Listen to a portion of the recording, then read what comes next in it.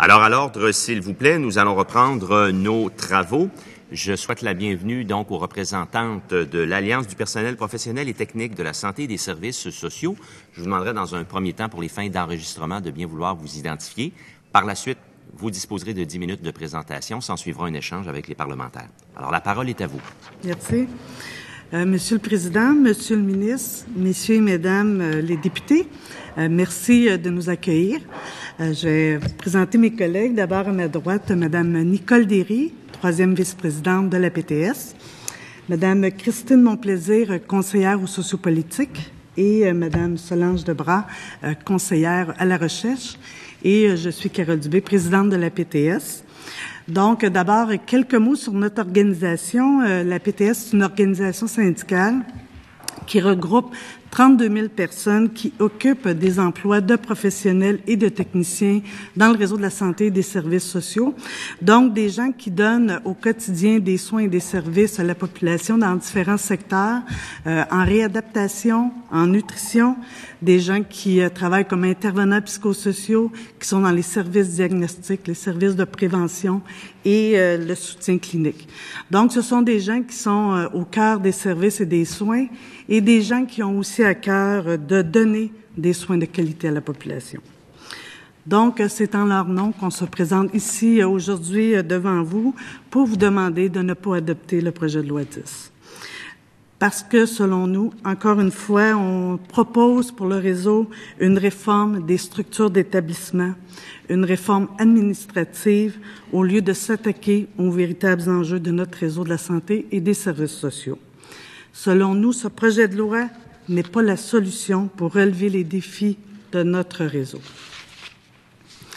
La PTS considère que ses principaux défis sont les suivants: d'améliorer l'accessibilité des services à leur proximité, de donner accès à un médecin de famille, de financer suffisamment les programmes de prévention de première ligne et les services à domicile, d'assurer la continuité des soins, de réduire la bureaucratie par la réduction des contrôles excessifs. De plus, les établissements doivent composer avec l'épuisement du personnel. Et ça, selon nous, ce sont des conséquences directes des différentes réformes du passé combinées aux compressions et coupures budgétaires importantes des dernières années. L'objectif de cette restructuration est censé être l'amélioration des services pour la population.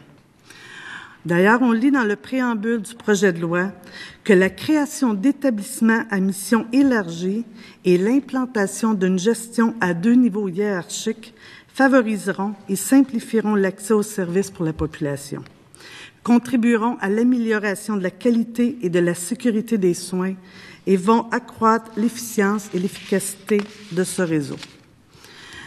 Or, lorsque nous lisons les articles du projet de loi, nous remarquons que les termes « qualité »,« sécurité des soins »,« accès aux services » reviennent peu en comparaison du terme « budget ». En fait, après une lecture attentive du projet de loi, nous constatons que le contrôle budgétaire et la centralisation des pouvoirs sont les lignes directrices de cette réforme. Nous sommes persuadés que le projet de loi ne répond pas aux défis du réseau et qu'il n'améliorera pas l'accès aux services pour la population. D'abord, parce que le projet de loi 10, c'est encore une réforme des structures des établissements. Du point de vue clinique, les fusions déstabilisent les communautés de pratique. La création des CISSS va nécessiter une nouvelle intégration, alors que l'intégration clinique, suite à la création des C3S, n'est pas achevée. La fusion d'établissements dont les missions sont différentes crée aussi des situations où une mission est favorisée au détriment de d'autres. Ainsi, avec la création des C3S en 2004, la mission des CLSC a été diluée et les transferts des budgets de 2e et 3e ligne vers la première ligne se sont peu concrétisés.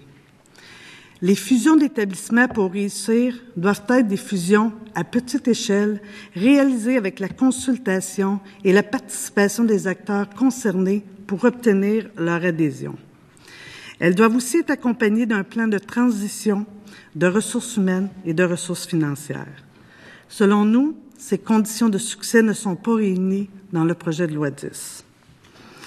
Le ministre prétend que sa réforme permettra de réaliser des économies par la réduction de la bureaucratie. Nous sommes convaincus du contraire. Les grosses structures en santé et services sociaux créent de la bureaucratie plutôt que de l'alléger. Nous craignons que les établissements aient à en rendre encore plus de compte. L'augmentation du nombre de cadres qui a fait suite à la réforme de 2004 en témoigne. L'augmentation de la bureaucratie a eu des conséquences importantes chez nos membres. Plus de paperasse, donc beaucoup moins de temps pour donner des services à la population. Encore une fois, les budgets ne seront pas investis dans des solutions durables. La prévention, la première ligne, les soins à domicile, l'accessibilité des services, et il ne faudrait pas également oublier le personnel.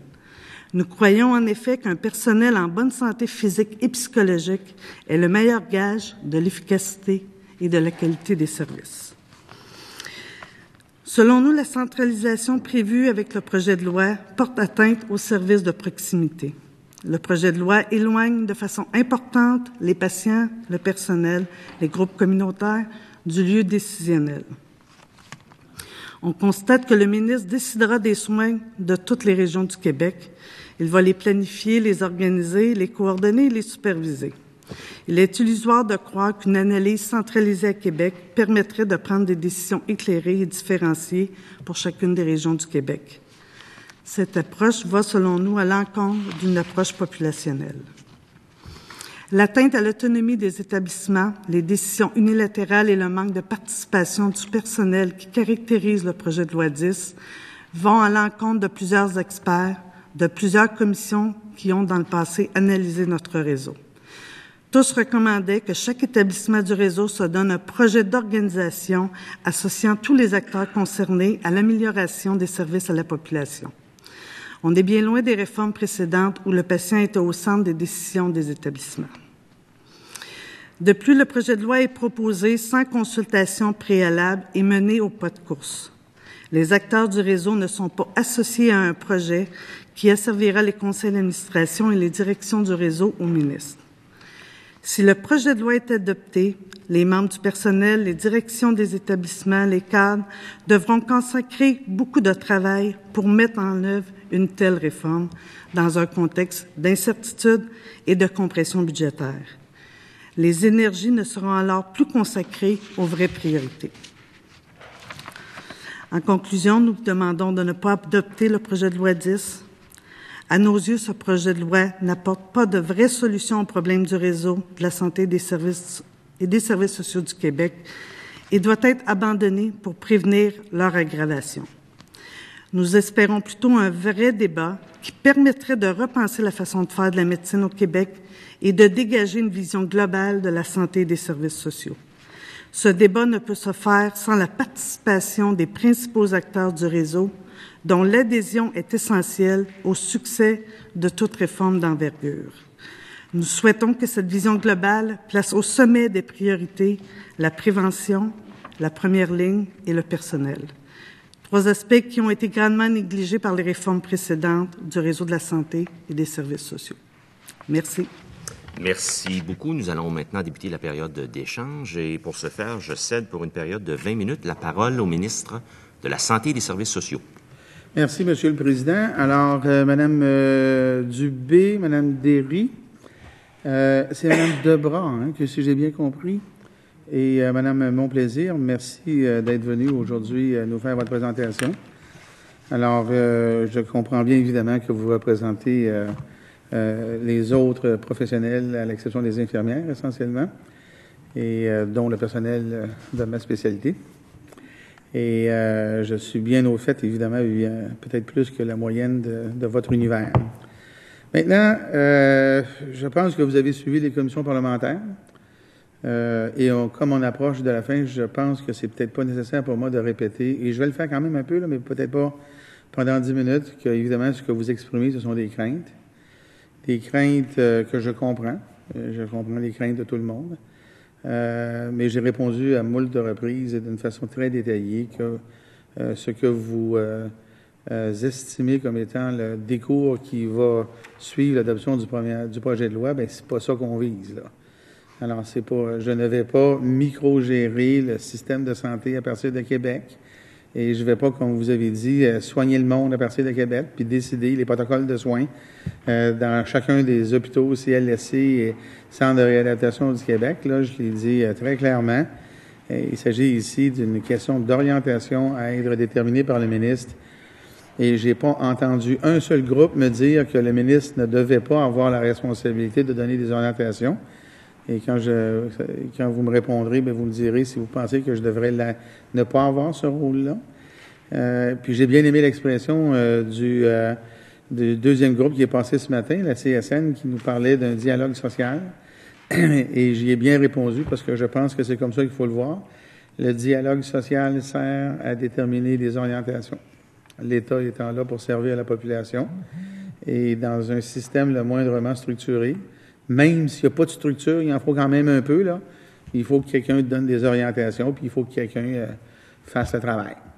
Alors, ça résume essentiellement la chose, sans rentrer dans le détail dans lequel je suis entré dans le passé et que vous avez entendu amplement vous-même en suivant les audiences de la commission parlementaire.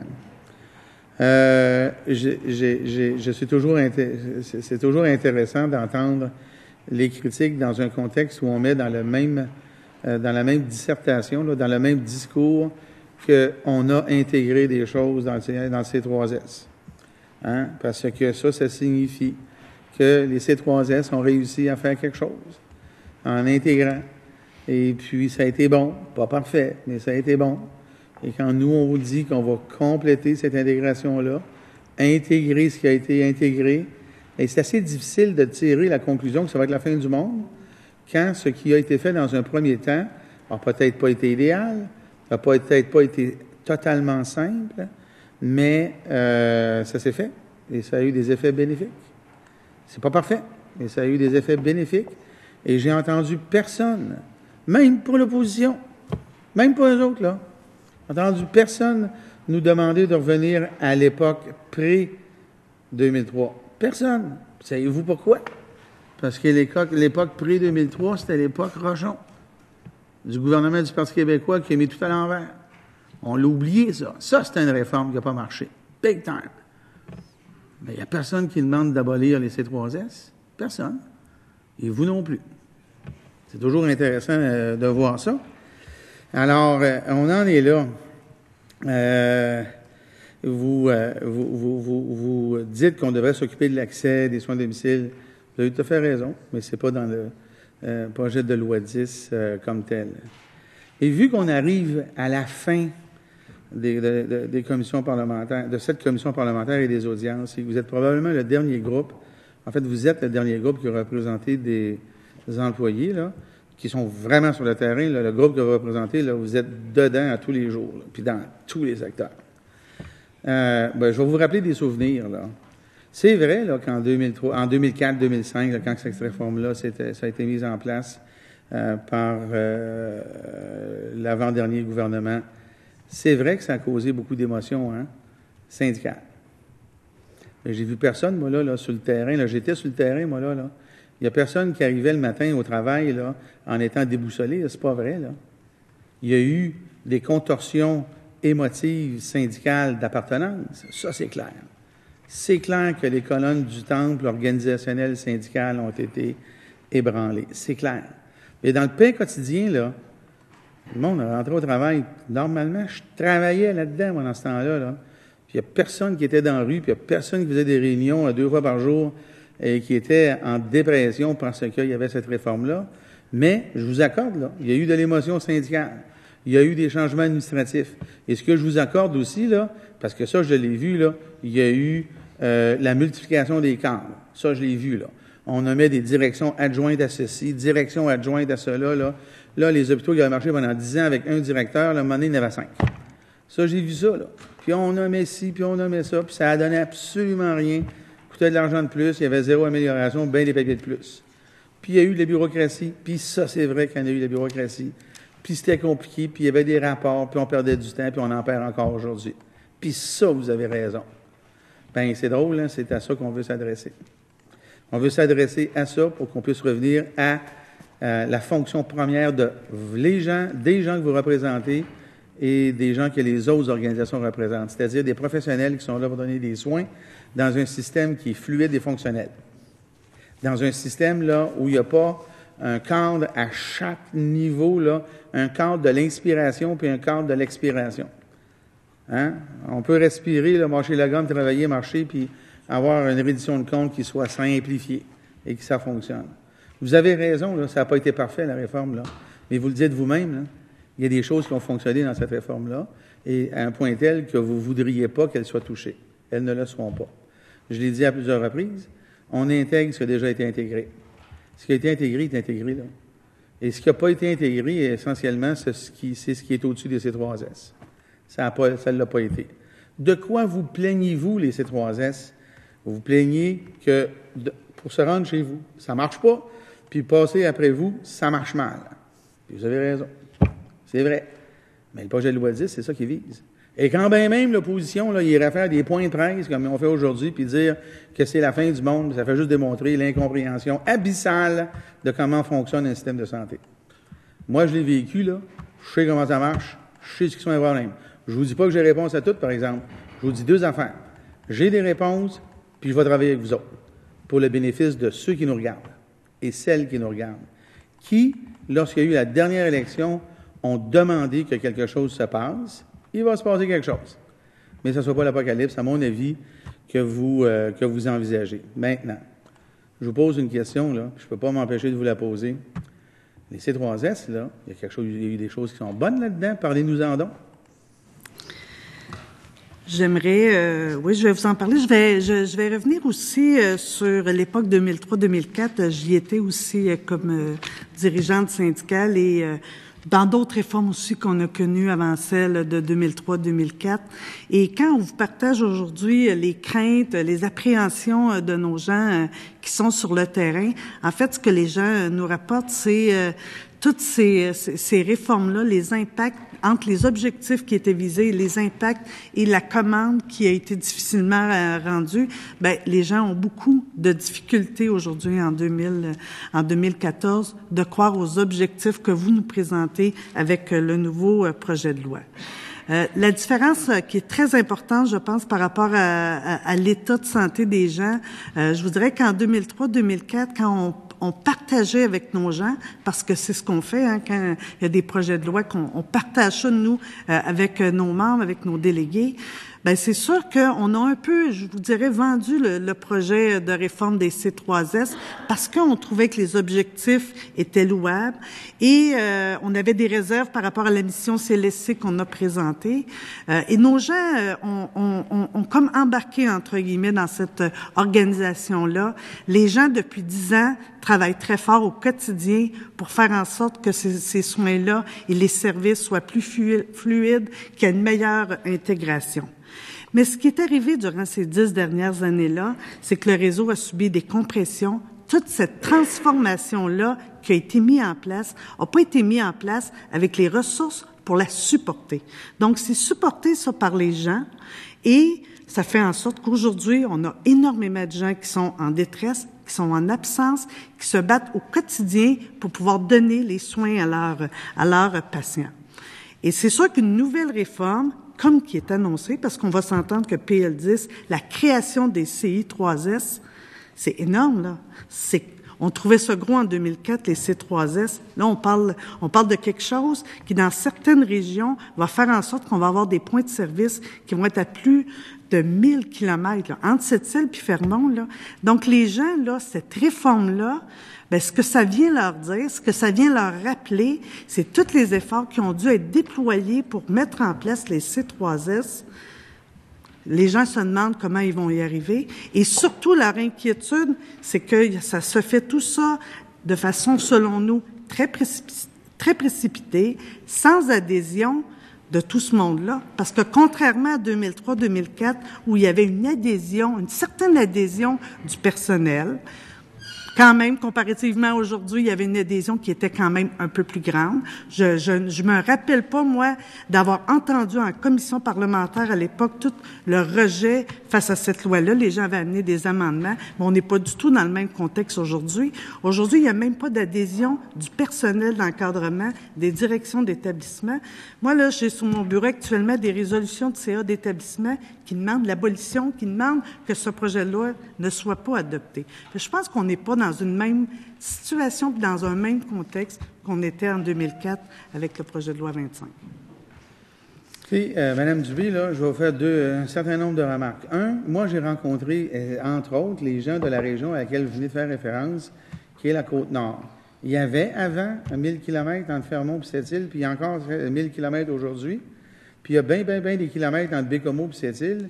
Et quand on prend les gens de réadaptation de cette région-là, eux, dans l'ancienne réforme, ont demandé à se fusionner sur ces milliers de kilomètres carrés-là de territoire.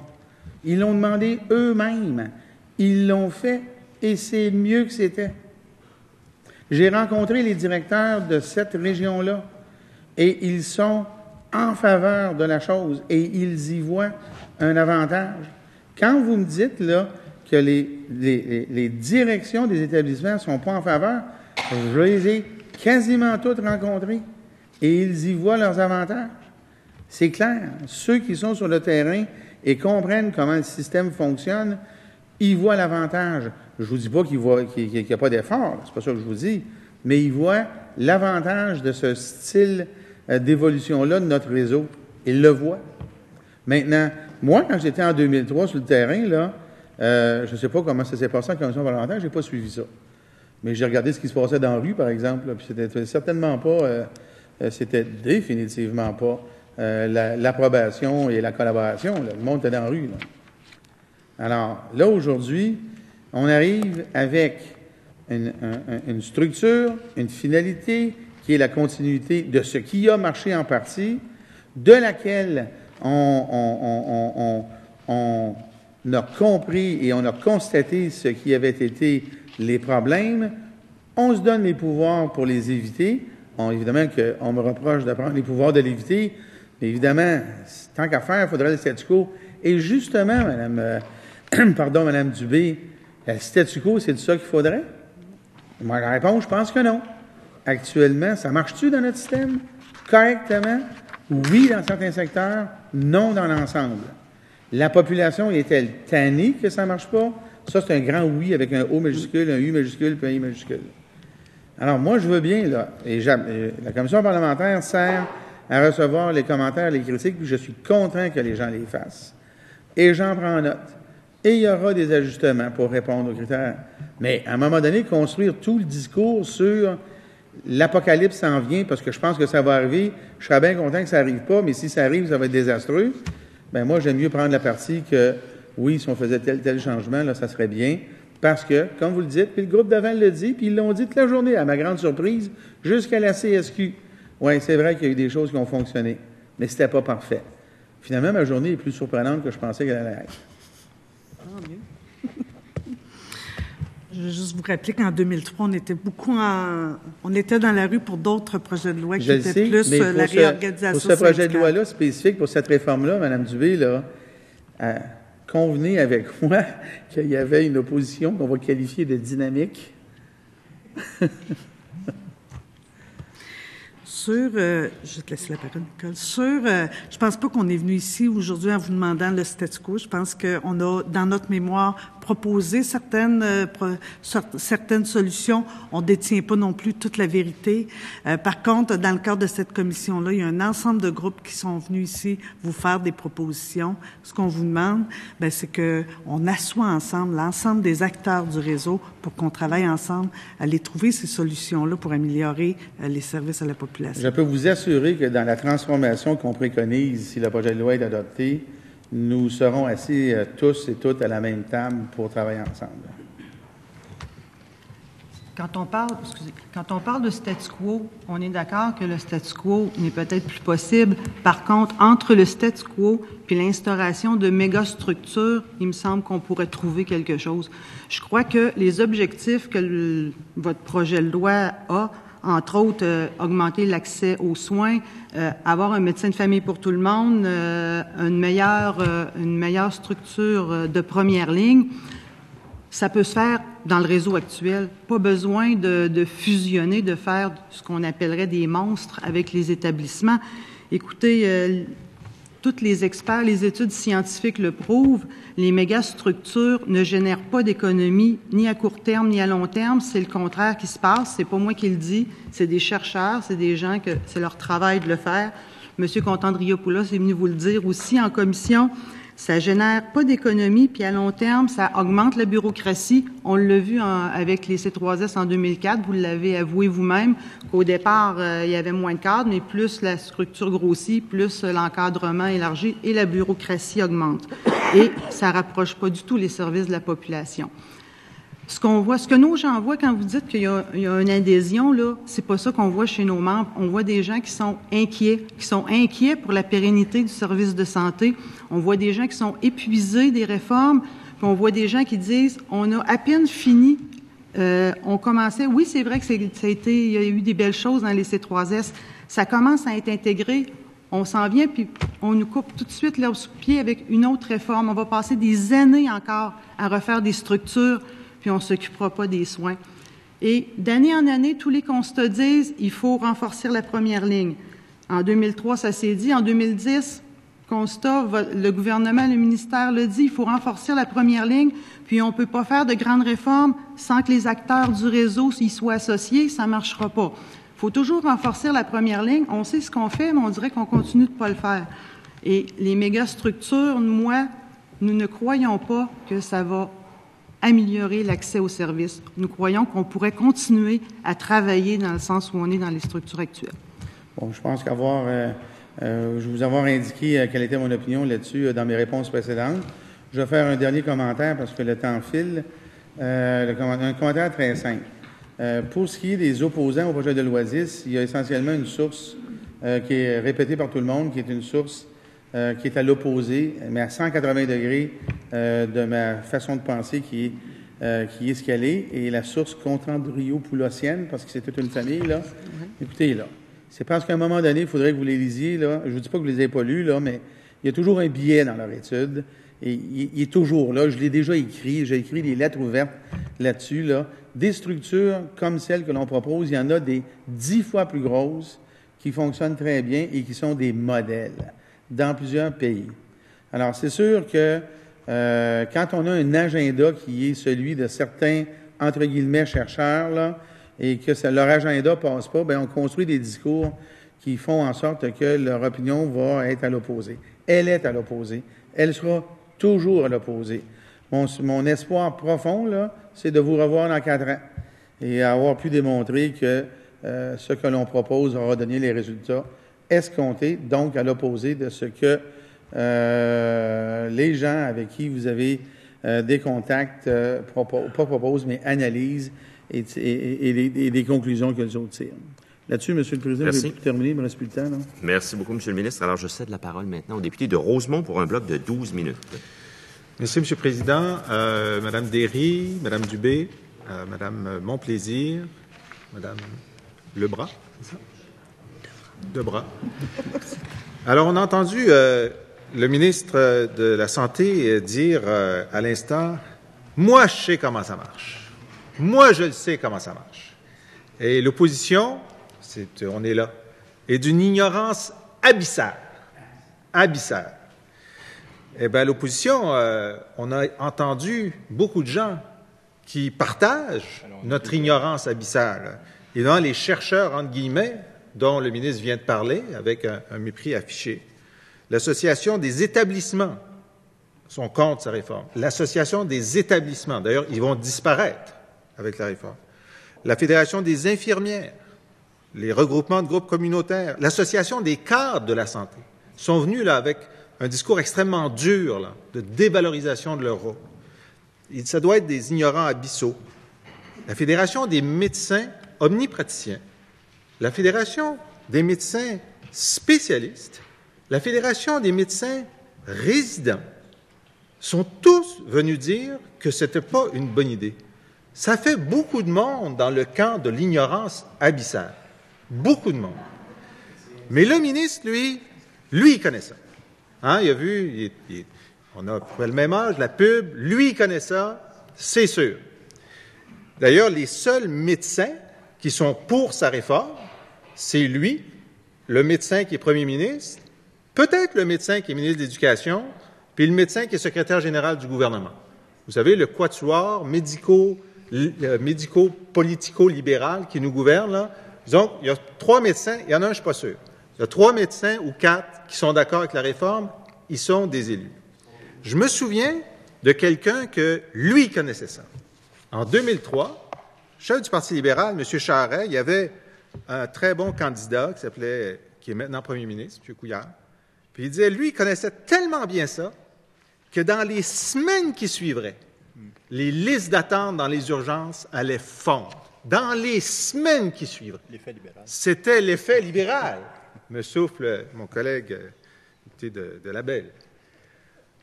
Alors, vous savez, le niveau de scepticisme face à ceux qui connaissent ça, il est assez élevé.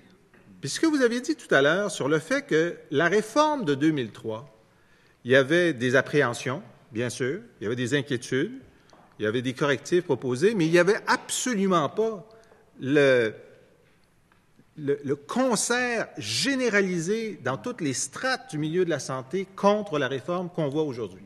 La réforme qu'on propose aujourd'hui, et moi j'étais conseiller de M. Bouchard au moment de la réforme Rochon, elle était controversée, mais tout le monde était d'accord avec le principe du virage ambulatoire, tout le monde était d'accord avec le principe qu'il fallait moderniser, qu'on était en retard, parce que le premier ministre Robert Bourassa n'avait pas laissé le ministre de la Santé, Marc-Yvan Côté, faire la réforme dont tout le monde pensait qu'elle était nécessaire à ce moment-là.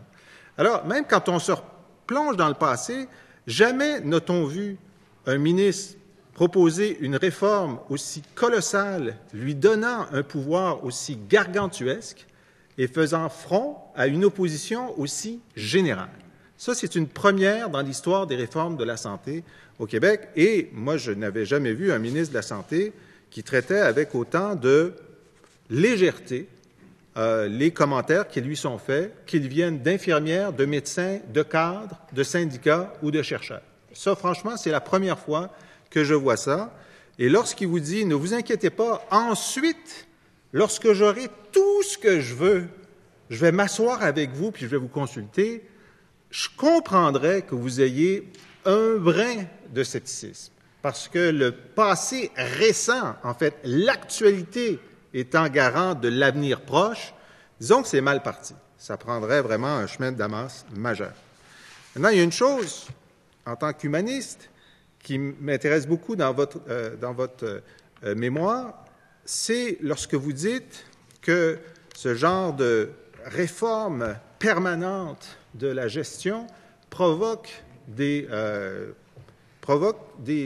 effets négatifs sur la santé du personnel de la santé. Vous avez entendu le ministre dire « Non, non, non, moi je connais ça, j'étais là en 2003, puis c'est sûr qu'il y a eu des ajustements, mais personne n'est tombé malade. » Ben, vous avez des statistiques là qui disent que en 2012-2013, les problèmes de santé mentale, troubles musculo-squelettiques et autres absences prolongées pour maladie ont totalisé 19 millions d'heures. Ça a coûté presque 400 millions de dollars.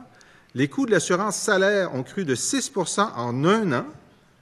Depuis 2003-2004, le nombre d'heures payées en assurance salaire a augmenté de 24 % pendant que les coûts grimpaient de plus de 50 % Ça, ce n'est pas des prédictions apocalyptiques, comme le dit le ministre. Ce sont des statistiques de constat de la réalité.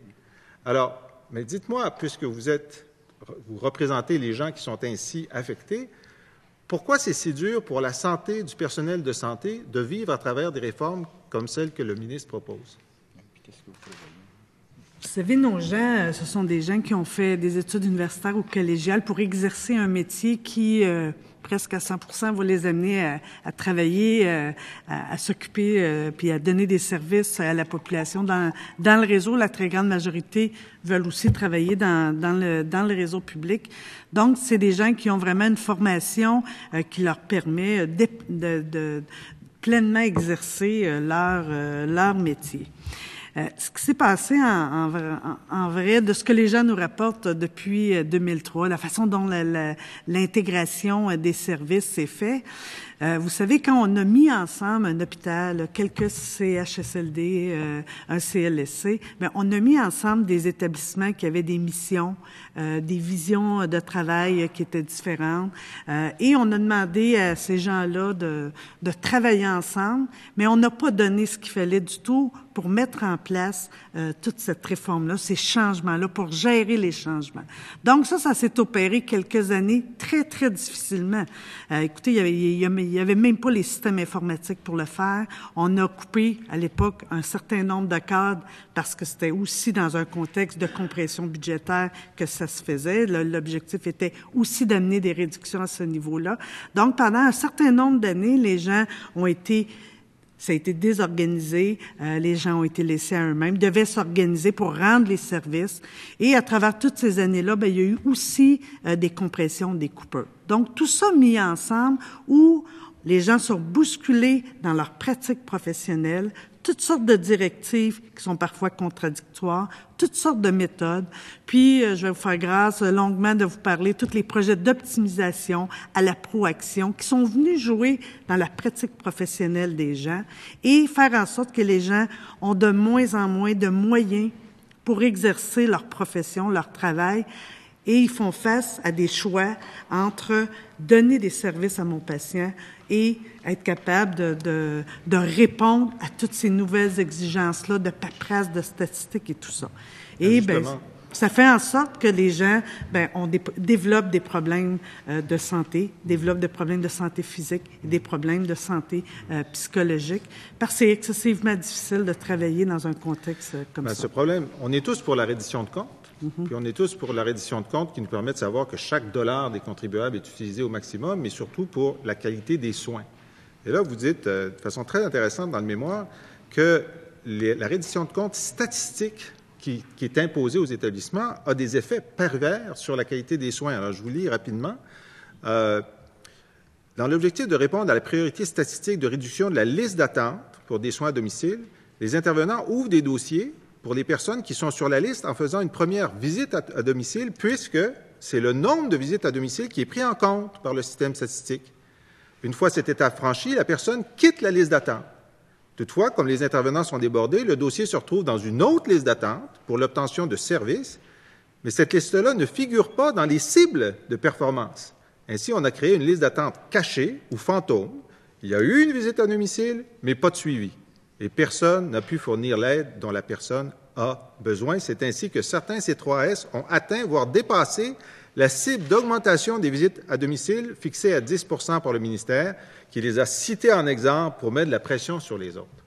Mais qu'est-ce que ce serait des bons critères d'évaluation pour juger, qui seraient des critères qui donneraient la bonne incitation à la qualité des soins, plutôt qu'un critère à essayer de traficoter les listes?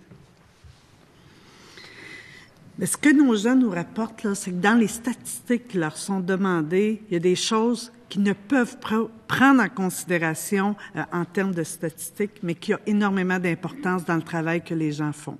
Donc, il y a toutes sortes de directives. Quand on vous parle de directives qui viennent, qui changent avec le temps, bien ça, c'est un peu les dernières directives, je vous dirais, là, particulièrement des gens qui sont dans les soins et les services à domicile, où ce qui compte en termes de statistiques, c'est le service à domicile, d'être à domicile.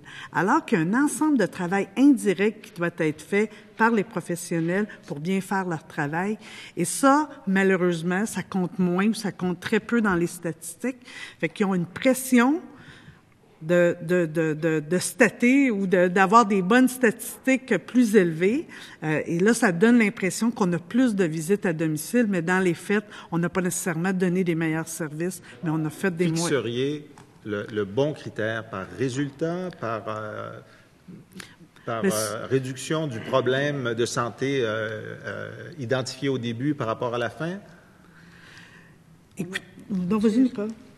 On a commencé à regarder à la PTS en groupe de travail avec des gens qui travaillent sur le terrain. Ils connaissent très bien ça, la façon de faire. Le problème qu'ils identifient souvent, c'est qu'on a utilisé un système statistique qui n'était pas fait pour ça, pour faire de la reddition de comptes. Donc, ça a des effets pervers. Et on a essayé d'amener des solutions. La solution du gouvernement a été d'engager des firmes comme Proaction, je l'oublie son nom, ça se dit très mal, a été d'engager des firmes privées pour essayer de ramener tout ça, mais des firmes qui ne connaissent pas la réalité du terrain et qui se sont mis à encadrer les pratiques professionnelles, de dire à un psychologue ou à une travailleuse sociale qu'elle doit prendre 20 minutes pour un deuil parce que 30 minutes c'est trop long puis ça rentre pas dans la statistique. On en est mis à mettre du temps à fixer on a mis un prix sur l'empathie puis sur l'autonomie professionnelle des gens qui rendent des services psychosociaux. C'est complètement inadapté. Nous, ce qu'on a demandé dans notre groupe de travail qu'on a fait avec nos intervenants, on a commencé à établir des pistes de solutions, puis on avait demandé, et dans certaines régions, je me rappelle plus, mais ils ont commencé à le faire. Il y a des C3S qui carrément ont tassé tout ce qui avait été investi par les firmes, ont complètement tassé ça pour dire, d'accord, on va le revoir avec vous, puis on va voir qu'est-ce qu'on peut faire. Il y en a des solutions, on en aurait des solutions. Merci. Je vais maintenant céder la parole aux collègues députés de la Pelletrie pour 8 minutes. Merci, Monsieur le Président. Bonjour, Mesdames. Merci pour votre présentation. Il y a certains éléments que vous avez amenés sur lesquels j'aimerais revenir, parce que je les ai trouvés extrêmement intéressants. Vous me permettrez d'abord un préambule que je vais essayer le plus court possible pour vous laisser le temps de parler, mais j'ai entendu le ministre dire tout à l'heure, j'espère qu'on va se revoir dans 4 ans pour que vous puissiez voir qu'on a eu les résultats escomptés. Encore faudrait-il que le projet de loi nous fasse part de ces résultats-là, parce que dans le projet de loi, il n'y a pas vraiment d'objectif. Et ça, je pense que c'est une lacune qu'il devra corriger. Ceci étant dit, vous nous dites, on nous a déjà servi cette recette-là et ça n'a pas fonctionné. Puis là, vous voulez nous servir la même recette. J'ai eu aussi l'occasion de dire ça au ministre. La recette, je pense qu'elle est bonne, mais je pense qu'elle a été mal appliquée. Et comme vous, je souhaiterais m'assurer qu'il y aura dans l'application de cette recette-là, qu'il y aura des façons de s'assurer que cette fois, on ne répète pas les erreurs du passé. Encore faudrait-il admettre qu'il y a eu des erreurs dans le passé. Ce serait déjà un bon bout de chemin. Mais vous avez, à 2 reprises, vous avez dit dans les dernières années, on a vécu des coupures et des compressions. Puis je vous crois, là, je suis convaincu que c'est vrai. Ce qui m'interpelle, par contre, c'est que dans les 10 dernières années, le budget de la santé et des services sociaux a augmenté de 64 %. Ça a augmenté de 5 à 7 % chaque année, à tel point qu'un précédent gouvernement libéral a mandaté Claude Castonguay pour dire, écoute, qu'est-ce qu'on peut faire? Parce qu'à ce rythme-là, le contribuable va faire un chèque au ministère de la Santé, puis ça va s'arrêter là. Comment expliquez-vous qu'on a mis autant de ressources financières pour financer le réseau de la santé, mais que rendu à votre niveau, ça se soit traduit par des compressions et des coupures? Peut-être que je pense qu'il y a une certaine perte de contrôle sur certains postes budgétaires quand on pense aux postes, par exemple, des médicaments. Où ça a évolué de façon... puis je pourrais pas vous donner les statistiques, puis peut-être mes collègues pourront rajouter. C'est des postes, ça, qui ont explosé dans les dernières années. Toute la question aussi de la rémunération et de la pratique médicale qui engendre quand même des dépenses importantes dans notre ministère, dans le réseau. On pense aussi que les besoins de la population ont augmenté de façon importante dans les dernières années.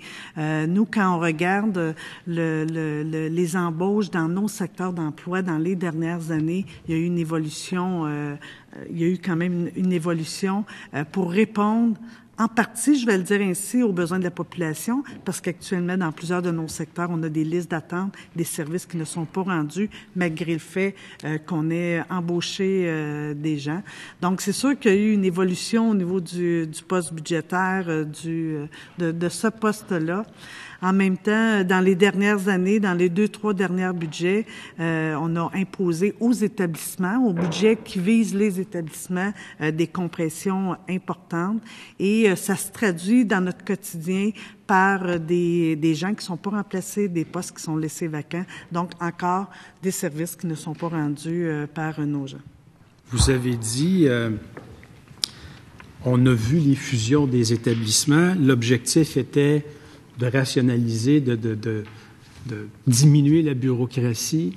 Au contraire, et je salue quand même le ministre qui a admis qu'effectivement, c'est pas ce qui s'est produit. Ce qui s'est produit, c'est qu'au contraire, on a vu le nombre de cadres augmenter, la paperasse, la surrédition de comptes augmenter de façon exponentielle. Je l'ai dit, puis je m'en cache pas, je pense que la recette est intéressante, mais qu'est-ce qu'on peut faire pour éviter de retomber dans ces pièges-là? Qu'est-ce qu'on peut faire pour éviter que ce qui est souhaité, c'est-à-dire qu'il y ait plus une meilleure intégration des services, c'est-à-dire pas éviter une meilleure intégration des services, mais favoriser évidemment une meilleure intégration des services, favoriser la communication entre la première et la deuxième ligne, qu'il y ait moins de bureaucratie, moins de surédition de comptes, moins d'encadrement, plus de ressources qui vont vers les services. Comment on peut faire pour s'assurer que cette réforme-là nous amène à cet objectif-là? J'aurais le goût de vous dire que la première des choses, c'est qu'on ne devrait pas l'adopter. Parce qu'on pense sérieusement qu'il faudrait prendre le temps de faire vraiment un état de la situation, parce que c'est vrai que c'est complexe, notre réseau de la santé, c'est complexe, les établissements, c'est complexe et c'est énorme, le budget qui est alloué pour ce secteur-là. Donc, nous, ce qu'on pense, c'est qu'il faudrait prendre le temps de s'arrêter, faire le point, faire une analyse de la pratique dans nos établissements, de la pratique médicale, de l'ensemble de ce que le travail, de ce que les gens font comme travail, de revoir la gouvernance. Il faut prendre le temps de faire tout ça et non pas précipiter notre réseau dans une réforme comme vous vous apprêtez, comme le ministre s'apprête à le faire. C'est peut-être notre premier gros désaccord, je vous dirais, considérant que le citoyen, le contribuable, le patient, l'usager, le client, nommez-le comme vous voulez, ne reçoit pas les services. Puis pour moi, la qualité des services, c'est deux choses. C'est la prestation de service, mais c'est l'accessibilité aussi. Ça joue dans la qualité de service. Quand tu n'as pas un service dans le bon délai, bien, ça joue sur la qualité du service, c'est clair. Et donc, considérant le peu d'accessibilité de notre système de santé, vous ne trouvez pas, au contraire, qu'il est urgent de trouver des solutions pour que nos enfants reçoivent les services dans le bon délai? Puis vous êtes un peu dans ce domaine-là. Alors, quand on parle d'un enfant qui est sur une liste d'attente pour voir un pédopsychiatre puis qui a 2 ans d'attente, c'est scandaleux, vous allez être d'accord avec moi. Donc, vous ne trouvez pas qu'au contraire, il y a urgence d'aller de l'avant puis de s'assurer que notre réseau soit capable de donner accès à ces services-là le plus rapidement possible et que le problème qui fait en sorte qu'ils ne sont pas accessibles ne vient pas de la qualité des professionnels, mais de l'organisation du travail. Donc, c'est un problème structurel. Donc, attaquons-nous aux structures, vous ne pensez pas? Oui, on trouve que... je suis tout à fait d'accord avec vous que c'est une honte de voir des gens attendre si longtemps pour avoir accès à des professionnels en première ligne. Et c'est ce que disent tous les rapports, tous les experts, et c'est ce qu'on dit. Investissons, revoyons de façon globale notre système de santé et non pas seulement de façon parcellaire avec les structures. Revoyons la première ligne, revoyons la prévention, redonnons un accès en première ligne. Mais c'est sûr que dans un contexte de compression, c'est difficile. Il faut investir et tant des ressources humaines en première ligne. Et ça, nous ne croyons pas que les méga-structures vont améliorer l'accès aux services de première ligne. Si vous me permettez, Vous ne pensez pas qu'il faut aussi y aller? Je veux dire, une législation ne peut pas s'adresser à l'ensemble des problèmes. On va y aller une législation à la fois, là. Mais vous ne pensez pas que, justement, un des problèmes, c'est que dans cette structure-là, il y a tellement de couches, tellement de niveaux décisionnels, dont un qui est clairement pas nécessaire. On parle des agences de santé. Merci beaucoup. Je dois maintenant céder la parole. Une autre fois peut-être. Je vais maintenant céder la parole à notre collègue député de Gouin pour 3 minutes. Merci, Monsieur le Président. Dans la même ligne, vous dites dans votre mémoire, voir une ergothérapeute prend 1 an d'attente, ce qui est vraiment pas drôle.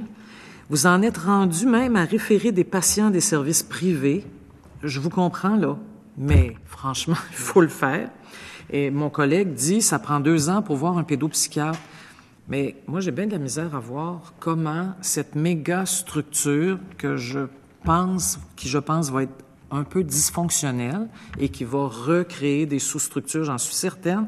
Comment est-ce que ça peut régler le fait qu'on attend 2 ans pour voir un pédopsychiatre? Parce qu'il me semble que si on attend 2 ans pour voir ce professionnel de 2e ligne, dans ce cas-ci, c'est ou bien parce qu'il n'y en a pas assez dans telle ou telle région, ou alors s'il y en a assez, il ne donne peut-être pas les services aux bonnes places.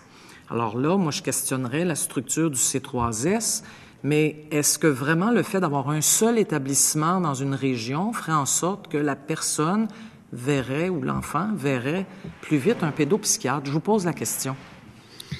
C'est sûr qu'à l'heure actuelle, on n'est pas capable de faire cette équation-là, nous, que cette méga structure-là va faire en sorte que les listes d'attente vont diminuer, que les gens vont avoir accès plus rapidement à des services. Là, je vous dirais qu'on ne voit rien actuellement dans le projet de loi. Et même, ce qui nous inquiète, parce qu'on partage aussi qu'il y a une urgence d'agir. Parce que quand il y a des services qui sont pas donnés à des enfants en bas âge, ça a des conséquences probablement à très, très long terme. Donc, à tous les niveaux, pour plusieurs et un nombre important de services, il y a urgence d'agir. Mais là, c'est pas ça qu'on va faire dans les prochaines années dans les établissements. C'est qu'on va travailler à mettre en place ces nouveaux CI 3S-là. Écoutez, ça a pris facilement 5 ans, 6 ans. Puis dans certains endroits, c'est pas encore complété toute la réorganisation de ces C3S-là. C'est encore plus grand et plus gros ce qu'on veut mettre en place. Ça va nécessiter énormément d'énergie, de travail pour la mise en place de ça. Et c'est sûr que pendant que les directions d'établissement, pendant que les conseils d'administration, que le personnel va faire ça, bien c'est sûr qu'on ne réfléchira pas à améliorer les services puis à trouver des solutions pour donner des meilleurs services à la population. 30 secondes. Donc, si je comprends bien, vous êtes loin d'être convaincu que la création des CI 3S va régler le problème soulevé par le ministre et qui, je pense, est réel, du manque d'intégration ou de fluidité entre la première et la 2e ligne. Bien, on ne pense pas que c'est les outils qu'il faudrait, que le réseau a besoin actuellement pour atteindre ces objectifs-là. Merci. Merci beaucoup. Alors, nous remercions les représentants de l'Alliance du personnel professionnel et technique de la santé et des services sociaux. J'invite maintenant les représentants de l'Observatoire vieillissement et société et je suspends nos délibérations.